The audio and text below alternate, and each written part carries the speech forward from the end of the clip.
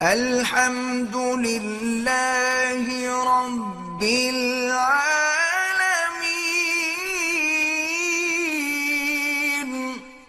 عورت مادہ ہے، اس کے لیے بیج ضروری ہے۔ کھجور کے لیے بھی اللہ تبارک و تعالیٰ کی شان ہے کہ نر کا بور ضروری ہے، اگر وہ نہ ڈالا جائے تو اس کو بھی باقاعدہ پھل نہیں لگتا ہے، خدا کی شان۔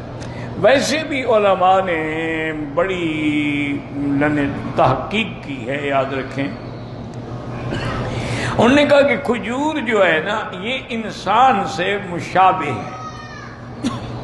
کیا معنی؟ انسان کا ہاتھ کٹ جائے زندہ رہ سکتا ہے، ٹانگ کٹ جائے زندہ رہ سکتا ہے، لیکن گردن کٹ جائے پھر زندہ نہیں رہ سکتا۔ کھجور کی بھی ادھر ادھر شاخیں کاٹ دو کھڑی رہے گی، لیکن اوپر سے اگر کاٹ دو تو مر جائے گی، تو اس کی بھی گردن کٹے تو مر جاتی ہے۔ دوسرا، ہر جانور جھک کے پانی پیتا ہے، صرف انسان ہے جو اوپر سے پانی پیتا ہے۔ اسی طرح کھجور ہے، ہر درخت زمین سے پانی لیتا ہے، کھجور آسمان کے پانی پہ زندہ رہتی ہے۔ تو اس لیے انہوں نے کہا اس کو انسان سے بڑی مشابہت ہے، اس لیے انسان کے لیے سب سے بڑی اور اچھی سے اچھی غذا ہے۔ اور خاص طور پہ کھجور اجوا ہے، برنی ہے، سرفانہ ہے، یہ تو بڑی اللہ کی نعمتیں ہیں۔ حتیٰ کہ صحیح حدیث میں ہے کہ جو آدمی 7 دانے صبح اجوا کھجور کے کھائے اس پہ اس دن زہر بھی اثر نہیں کرے گی اور جادو بھی اثر نہیں کرے گی۔